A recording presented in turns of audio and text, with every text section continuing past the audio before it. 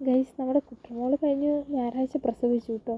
അപ്പോൾ ആദ്യത്തെ പ്രസവത്തിൽ നമുക്ക് പ്രത്യേകിച്ച് കാര്യങ്ങളൊന്നും ചെയ്യേണ്ടി വന്നില്ലായിരുന്നു.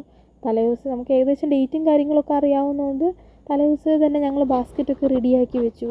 അതുകൊണ്ട് പിറ്റേ ദിവസം രാവിലെ തന്നെ കുട്ടു ബാസ്ക്കറ്റിൽ കയറിയിരിക്കുകയും പിന്നെ ഉച്ചയായപ്പോൾ പ്രസവിക്കുകയൊക്കെ ചെയ്തിരുന്നു.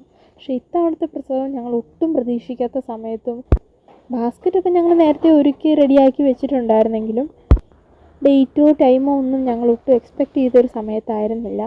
അപ്പോൾ ഒരു കഴിഞ്ഞ ഞായറാഴ്ച ഏകദേശം ഒരു ഉച്ചയായപ്പോൾ തൊട്ട് കുട്ടു കുറച്ചൊരു ബുദ്ധിമുട്ടുകൾ ഫീൽ ചെയ്യുന്ന പോലെ ഞങ്ങൾക്ക് തോന്നിയിരുന്നു. അപ്പോൾ ഞങ്ങളോർത്തു, പിന്നെ ഉച്ചയ്ക്ക് ആഹാരവും അവൾ കഴിച്ചില്ലായിരുന്നു. അപ്പോൾ ഞങ്ങളോർത്തു രാവിലെ മീൻ ഞങ്ങൾ കൊടുത്തുകൊണ്ട് അതുകൊണ്ടായിരിക്കും അവൾ ഫുഡ് കഴിക്കാഞ്ഞെന്നാണ് ഞങ്ങൾ ഓർത്തത്. പക്ഷേ ഒരു ഏകദേശം രാത്രി ഒരു 8 മണിയായിട്ടും അവൾ ഭക്ഷണമൊന്നും കഴിക്കുന്നുമില്ലായിരുന്നു. പിന്നെ ഇടയ്ക്കിടയ്ക്ക് ബാസ്ക്കറ്റിനകത്ത് കയറി കിടക്കുകയും നമ്മളെ നോക്കി കരയുകയും ഒക്കെ കുറേ പ്രാവശ്യം ചെയ്യുന്നുണ്ടായിരുന്നു കേട്ടോ. ഒരു 8 മണി തൊട്ട് അവളിങ്ങനെ ഉള്ള ലക്ഷണങ്ങൾ കാണിക്കാൻ തുടങ്ങി. അങ്ങനെ ഒരു 9 മണിയായിട്ടും അതൊന്നും അവൾ ബാസ്ക്കറ്റിൽ നിന്ന് ഇടയ്ക്കിടയ്ക്ക് പോയി കിടക്കുകയും നമ്മളെ നോക്കി കരയുകയും ഒക്കെ ചെയ്യുന്നുണ്ട്. അപ്പോൾ ഞങ്ങൾക്ക് ഏകദേശം മനസ്സിലായി അവളധികം താമസിയാതെ പ്രസവിക്കും എന്നുള്ളത്. അപ്പോൾ ആദ്യത്തെ പ്രസവത്തിൽ ഞങ്ങൾ അങ്ങനെ അടുത്തിരിക്കണം എന്നൊന്നും അവൾക്കുണ്ടായിരുന്നില്ല. അവൾക്ക് ഒറ്റയ്ക്ക് ഞങ്ങൾ ഒറ്റയ്ക്ക് അവളെ റൂമിലാക്കുകയായിരുന്നു. കാരണം അവൾക്ക് ഞങ്ങളടുത്ത് ചെല്ലുമ്പോൾ കുറച്ച് ബുദ്ധിമുട്ടുള്ള പോലെ ഞങ്ങൾക്ക് ഫീൽ ചെയ്തു. അപ്പോൾ ആദ്യത്തെ പ്രസവം അങ്ങനെ ആയതുകൊണ്ട് ഇത്തവണ അങ്ങനെ ആയിരിക്കും എന്നാണ് ഞങ്ങൾ വിചാരിച്ചത്. പക്ഷേ കുട്ടൂന് ഈ പ്രസവത്തിൽ എന്താണെന്നറിയില്ല, ഞങ്ങളടുത്തുണ്ടാവണം എന്നൊക്കെയുള്ളൊരു ആഗ്രഹം ഉണ്ടെന്ന് ഞങ്ങൾക്ക് മനസ്സിലായി. കുട്ടു ഞങ്ങളെ നോക്കി കരയുകയും അമ്മേനെ വിളിക്കുകയും ഒക്കെ ചെയ്യുന്നുണ്ടായിരുന്നു. അതുകൊണ്ട് ഞങ്ങളെല്ലാവരും കുട്ടൂൻ്റെ ആദ്യത്തെ കുട്ടി ഉണ്ടാവുന്നവരെ ഞങ്ങളവിടെ വെയിറ്റ് ചെയ്തിരിക്കുമായിരുന്നു കേട്ടോ. നേരത്തെ ഇരുട്ടായതുകൊണ്ടായിരിക്കും ചിലപ്പോൾ ഒരു പേടിച്ച പോലെ പേടിച്ചു പോയി. ചേച്ചിമാരിവിടെ ഇരിക്കാട്ടാ കുട്ടു. ഞാൻ അത് കരഞ്ഞു കേട്ടായിരുന്നു. എനിക്ക് ശരിക്കും കരയുന്ന പോലെ തോന്നി. അതുപോലെ കരഞ്ഞു. കുട്ടൂന് പേടിയായെന്ന് തോന്നുന്നു.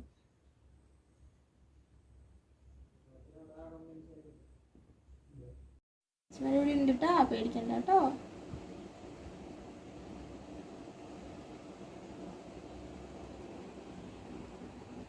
വലിയ താമസമില്ലെന്ന് തോന്നുന്നുണ്ടേ.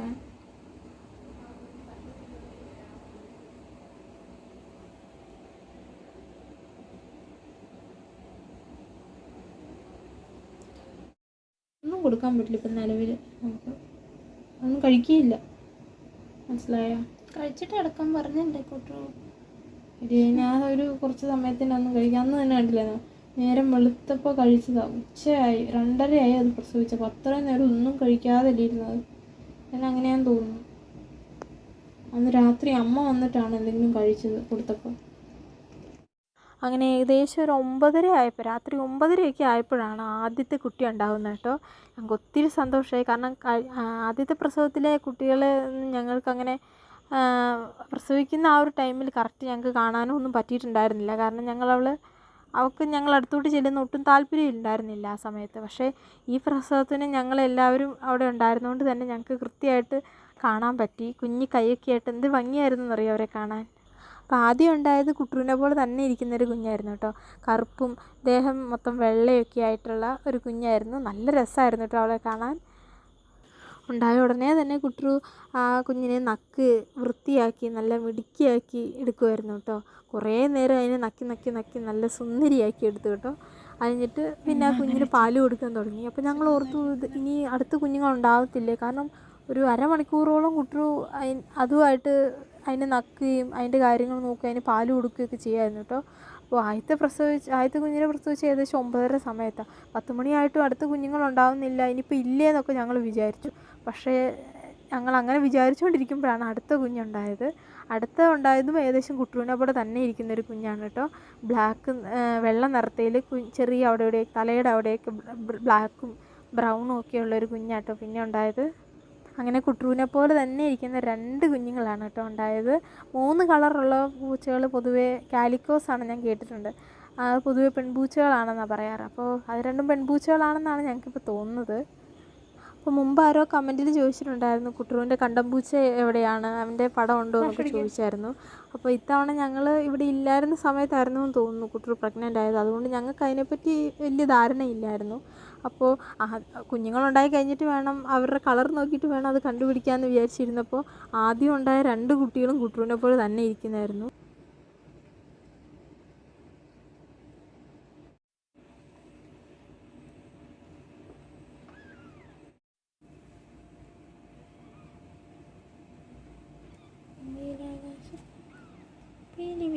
പച്ചത്തിങ്ങോല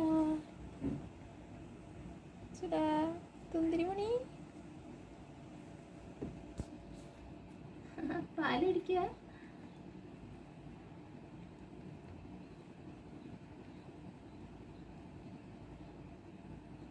ഭാവി കുഞ്ഞു ഭാവി കൺഫ്യൂഷൻ ആണെന്ന് തോന്നുന്നു.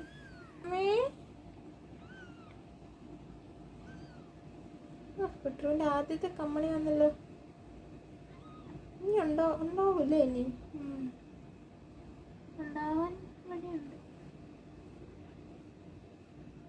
ആളുണ്ട്.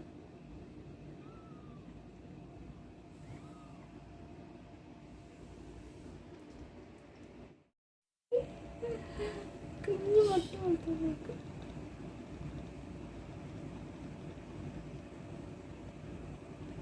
ചൂടാ എന്തൊരു ഭംഗിയാണോ. എനിക്കിഷ്ടായി. കുഞ്ഞുമോക്ക് ബട്ടൺസ് പോലത്തെ ശരിയില്ലേ?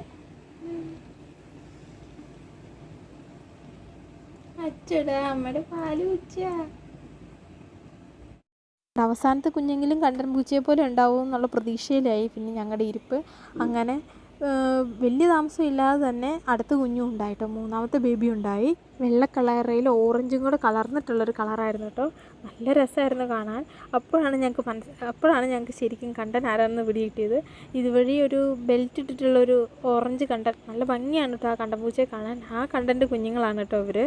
അപ്പോഴാണ് ഞങ്ങൾക്ക് ആളാരാന്ന് പിടികിട്ടിയത്. അങ്ങനെ 3 കുഞ്ഞുങ്ങളൊക്കെ ആയിട്ട് കുട്ടു വളരെ ഹാപ്പി ആയിട്ട് നക്കുകയും അവരെ നക്കി വൃത്തിയാക്കുകയും മറ്റു കാര്യങ്ങളൊക്കെ ചെയ്യുമായിരുന്നു കേട്ടോ. അപ്പോൾ ഞാനിങ്ങനെ ആലോചിക്കുമായിരുന്നു കേട്ടോ, നമ്മൾ മനുഷ്യർക്ക് പ്രസവിക്കാൻ എത്ര ആളുകൾ വേണം, എത്ര ഹെൽപ്പ് വേണം. പക്ഷേ കാര്യം ഞങ്ങളെല്ലാം അവിടെ ഉണ്ടായിരുന്നെങ്കിലും ഇപ്പം ഞങ്ങൾക്ക് പ്രത്യേകിച്ച് ഒന്നും ചെയ്യാനുണ്ടായിരുന്നില്ല. എല്ലാം കുട്ടു തന്നെ എല്ലാ കാര്യങ്ങളും മാനേജ് ചെയ്തു. ഒരു വിഷമമോ മറ്റു പ്രശ്നങ്ങളൊന്നും ഇല്ലാതെ നല്ല പെർഫെക്റ്റ് ആയിട്ട് ആ 3 കുഞ്ഞുങ്ങളെയും കുട്ടു പ്രസവിച്ചു കേട്ടോ. ഞങ്ങൾക്ക് ഒത്തിരി സന്തോഷമായി. അപ്പോൾ കുട്ടറുവിൻ്റെയും കുഞ്ഞുങ്ങൾക്കും ഒക്കെ വേണ്ടി പ്രാർത്ഥിച്ച എല്ലാവർക്കും ഒരുപാട് നന്ദിയുണ്ട്. അപ്പോൾ കുട്ടറുവിൻ്റെ കുഞ്ഞുങ്ങളുടെ പാലുകൂടി മാറിക്കഴിയുമ്പോൾ അതിലൊരാളെ വേണമെന്ന് ഞങ്ങളുടെ വീടിനടുത്തുള്ള ഒരു ഫാമിലി പറഞ്ഞിട്ടുണ്ട് കേട്ടോ. അപ്പോൾ മറ്റു കുഴപ്പങ്ങളൊന്നും ഇല്ലാതെ നല്ല ആരോഗ്യമായിട്ട് ബേബീസിനെ എല്ലാവരെയും വളർത്തിക്കൊണ്ട് വരണം എന്നാണ് ഞങ്ങളുടെ ആഗ്രഹം. അപ്പോൾ അതിനെ കുട്ടറുമോൾക്കും കുട്ടറുമോളുടെ കുഞ്ഞുങ്ങൾക്കും ഒക്കെ വേണ്ടി എല്ലാവരും പ്രാർത്ഥിക്കും. ഇനിയും തുടർന്ന് സപ്പോർട്ട് ചെയ്യുമെന്നുള്ള പ്രതീക്ഷയിലാണ് ഞങ്ങളെല്ലാവരും. അപ്പോൾ തുടർന്നുള്ള ഓരോ വീഡിയോകളിലും കുട്ടറുവിൻ്റെയും കുട്ടറുവിൻ്റെ കുഞ്ഞുങ്ങളുടെയും ഒക്കെ ഓരോ വളർച്ചയുടെ സ്റ്റേജസും ഒക്കെ ഞങ്ങൾ കാണിക്കാം കേട്ടോ. അവരുടെ കളിയും ചിരിയും എല്ലാം.